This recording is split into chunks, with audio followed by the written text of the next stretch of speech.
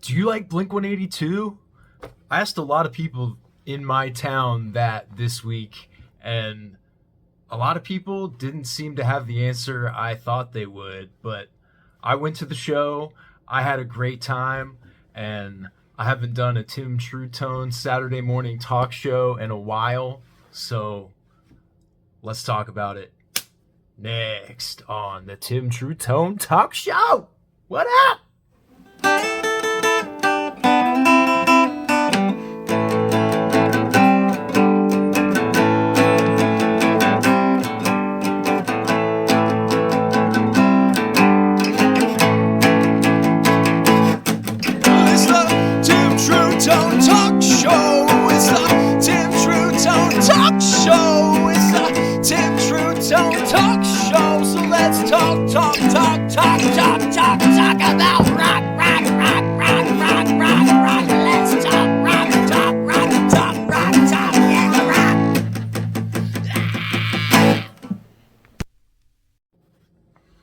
All right, dude. So September 3rd was not just the day the Fugazi played their first show back in 1988 or whenever it was. It's also the day I saw Blink-182 for the second time in just about 13 months or so, maybe something like that. Because I saw them when they came to Raleigh last year and they played in the arena, and that was a good show. The set lists were a little bit different, so that was cool. And I had a pit ticket for the arena show as well, but they kind of played in the round there, and they had like the pit tickets like on one side, and then they had like a seated side, and it was just kind of like a weird vibe in a way. I mean, it wasn't a weird vibe in a bad way, but it just, I don't know. The way we saw them this time though, it was just, the stage was there and we're all on the right side of the stage, right? And the set, they kind of made it look like a punk club, so it's like, you'll never get to see Blink-182 in a club unless you're like really lucky. And so they kind of like brought the club to the people, which I thought was a great touch. I honestly wasn't really gonna go to the show because the tickets were like really expensive. I paid like $200 for my pit ticket when I went last year, and then this time I ended up paying like $300, but they were up for like $520 or something for a while because they were like forcing you to buy the VIP experience along with the pit ticket. And I was just like, dude, I don't need to pay 200 and something bucks to go to the little Blink-182 museum. And I don't know. So I just waited. I was like, the ticket, they have to drop, dude. And if it doesn't work, it won't work. But anyway, Labor Day, I had a couple beers, at lunchtime on Labor Day. And I logged on the old Ticketmaster. I was like, let's see if those Blink-182 tickets dropped a little bit. And they were $305, I think, after the fees, something like that.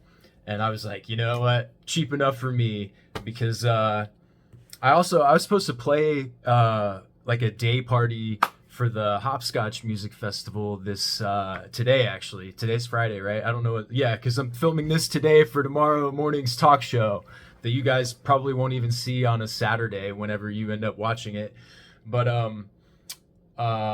so I was supposed to play this show today at noon or whatever, and I got kicked off because I was like talking shit, because that's what I do. I talk shit. And anyway, I thought the promoter and I were cool, man, and like he's told me some secrets that I'm not gonna tell of his or anything. And anyway, I thought we were tighter than that, but I guess not. And so if I'd have been playing this show today, also I probably wouldn't have gone to the Blink show because it was like the Wednesday before, so I probably would have been trying to rehearse and like save my voice, because I was probably going to talk about the show yesterday, but my voice was thrashed, dude, because it was Alkaline Trio and Blink-182. So it was like 2.5 hour like punk rock workout style, dude, like punk rock jazzercise, man. I'm up there, pogoing and slamming my arms in the air with all the words I know. I don't know all the words, but honestly, I don't even think Alkaline Trio knew all the words to their songs. That was probably I've seen Alkaline Trio like between 3 and 5 times. I don't know. There's one or two in there that I was probably a little inebriated. That's why they played radio for this tour, and I can't remember if I've ever seen Alkaline Trio play radio before. I can't remember. And they played a couple other ones that I don't know if they played live before either. Like I don't know if I've seen them play Calling All Skeletons before live, and maybe one or two of the other ones off of their major label album. But like I mean, Mercy Me and stuff, they play that one pretty much every show. Really fun song. But I was bummed they didn't play Hell Yes. I kept trying to go Hell Yes, but I don't think they heard me. And then some guy, like, most of the fans didn't seem to know the Alkaline Trio words that were in the pit, and the pit was like, it was kind of undersold in the pit, but like the rest of the venue was fine, and the pit filled in a little bit when blink-182 played, and we had a good time when Blink was on. But yeah, so the pit was like kind of like a thin crowd during Alkaline Trio, and from what I could see, a lot of the people didn't seem to know the words, so I was going like 500%, baby. I was like, these guys are too good of a band to just be playing to like a stale ass crowd, so I'm, doing all I can do.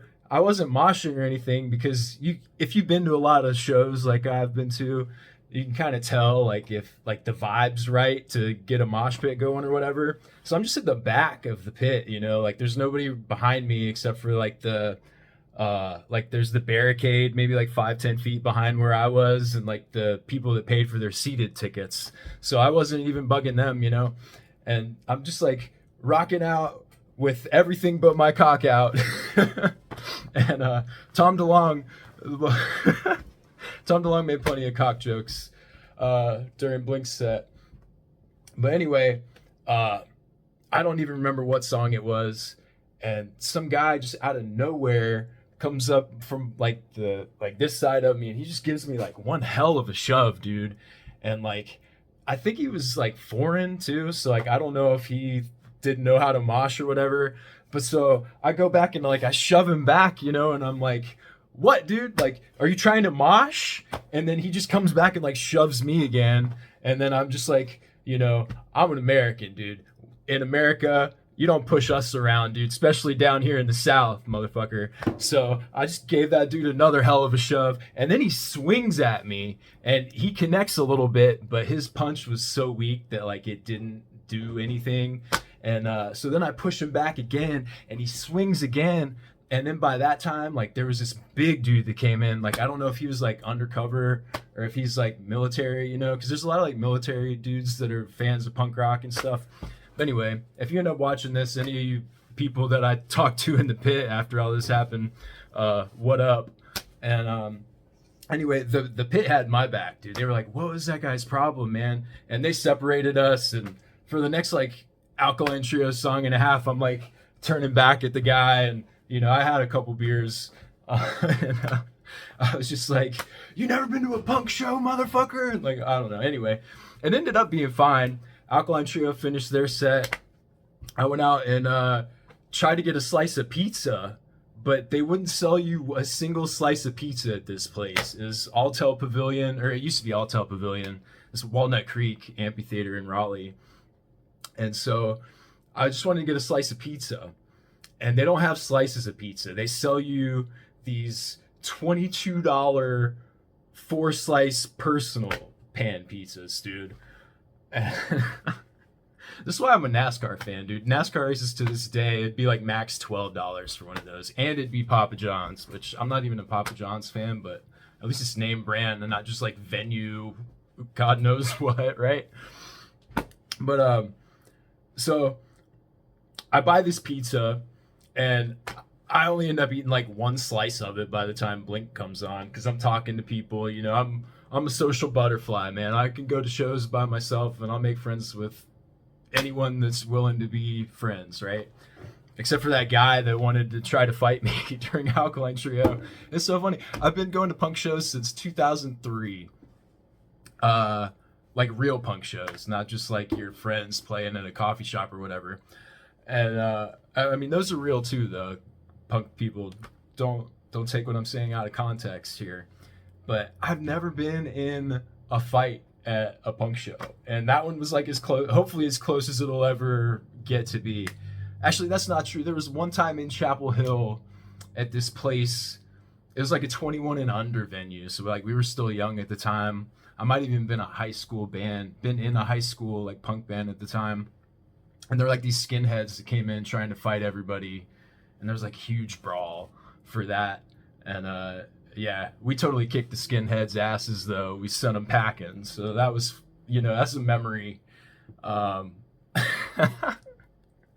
but that's my only two real like punk fight stories. I'm not a fighter, dude. I'll talk some shit.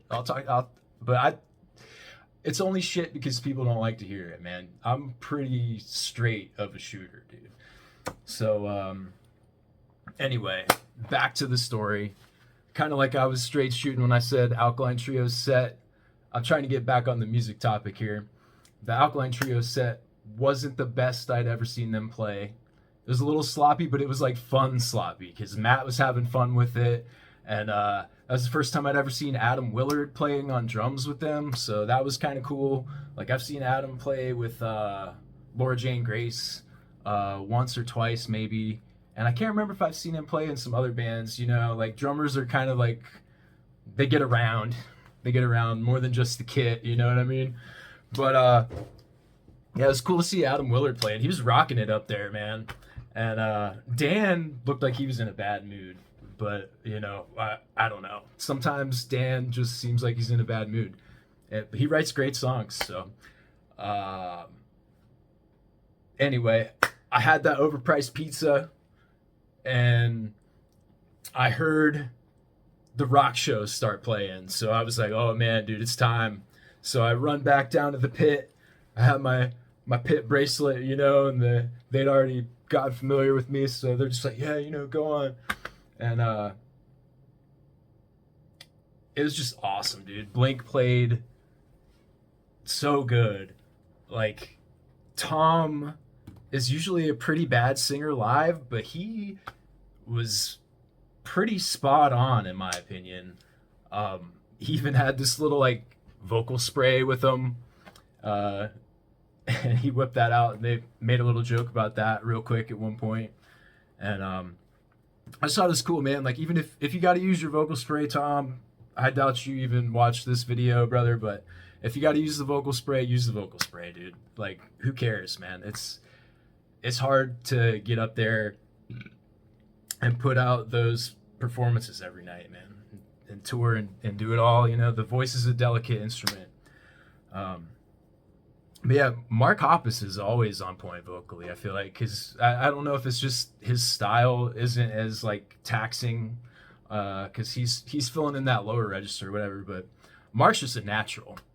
And it's so fun to see those guys play, man. They have a great dynamic. Mark is, he just, like, prowls the stage like a freaking... like a Jaguar, dude. Doesn't he play the Jaguar basses? So that's a fitting thing. And Travis, man. Travis is great. He didn't do the flying drum kit thing this time. They just did like an extended, like, pyro portion of the set for the end of Down, I guess it was. I think that was when his drum kit took off last year. And then this year, it was just, it gets hot up there too, man. When you're like close to the stage, it's pretty wild. But also, I kind of laughed when Mark brought out his bass that was like, it might have been the first bass he ever played in Blink or one of his early basses. And that was in the Blink Museum or whatever that you could have seen if you paid like the extra $220 or whatever. So I was like, ha. I almost got into the museum too for cheap, but not really. It would have been cool to see the little Blink Museum thing, but I didn't even have $300 to pay to go to this show. Nonetheless, 500 and something. So, plus it was like $20 a beer, man. So after I spent $20 on a pizza and got 2 beers, and then I got a Dr. Pepper right before Blink played, or I might have went out real quick and gotten one. I can't remember, but I was like, I'm not having another beer tonight. After that guy like tried to fight me or whatever, I was just like, nah, man, it's not the night to be tying one on. So it was fine, dude. We had a good time. The mosh pit finally started going in Blink-182's set too. Some other people showed up, some Hispanic guys too, man. And I love how the Latin American population, or Latino, you know, if you're around the world, dude, Spanish people love rock and roll, dude. And it was apparent with the couple guys that were moshing with us in the pit. And there were, you know, just a couple like normal people there too. Normal people. I don't even know what I'm saying. Don't take what I'm saying out of context, you know, but just like Americans. Because the other guys, they were Hispanic, dude. They're Spanish. So, you know what I'm saying. Anyway, we had a good old time moshing, and that was pretty much it, man. It was the end of the show before you knew it, and they left us in their sperm confetti again, just like last time. They had the sperm confetti, and I wish I could do it again, dude. Wish I could go see those guys, you know, once a month or something. Would be great for the positive mental attitude, dude. It's just a great time getting to talk to other people that are fans of the band and, like, you know, ask them how long they've been listening to Blink-182, and even like the dynamic in the crowd is fun sometimes. You can tell like who got into them at what era just by like what songs they're singing. And there was like one dude, and he might have still been in high school or whatever, and you could tell how like he was rocking out super hard to some of the new shit. And I was like, dude, that's really cool that, like, you know, they could still have that impact on some of like the lucky youth that are like open to hearing that kind of music, you know? Because like I said, I do DoorDash and stuff for my job, so I'm around a lot of restaurants and a lot of town, dude. I cover a lot of ground on a daily basis, and so I talk to a lot of people. And I was asking people this week, you know, I was like, you like Blink-182? And like most of the answers were just like kind of like mid, you know, like everybody was like, yeah, you know, like, and I was like, oh, you know, I saw them the other day, and like they're just kind of, they were like, oh, it's cool, you know, but like, and half the time people don't even know like who their favorite band is or their favorite singer, you know. You ask them that question these days, and it's just like a blank stare. And like I was just joking earlier today to myself, like we need to just have a brand new American national anthem, and it could just be really simple. It just goes because that seems to be what's going on in so many people's brains these days, dude. And then people call me an asshole just because I'm keeping it real, like trying to keep the ball rolling, you know. Just, I don't know, whatever. But Blink, you guys were great. Alkaline Trio, you guys were great. Sorry I almost got in a fight during your set. I don't know what that was, man. Maybe Matt Skiba was putting some voodoo on me because he didn't like how I was missing the words to the songs or whatever. I don't know. At least it wasn't as bad as when I went and saw Taylor Swift and I couldn't leave my section to go pee because they had us like barricaded in like cattle, dude. So it was like me and a bunch of these young girls just like all like, what do we do? Because it was like the same way that we came in, we couldn't leave that way. So at least I didn't get trapped at the Blink-182 show, because I think there's only so much of Tom DeLonge's horn doggedness that I can take. Stay rocking, y'all.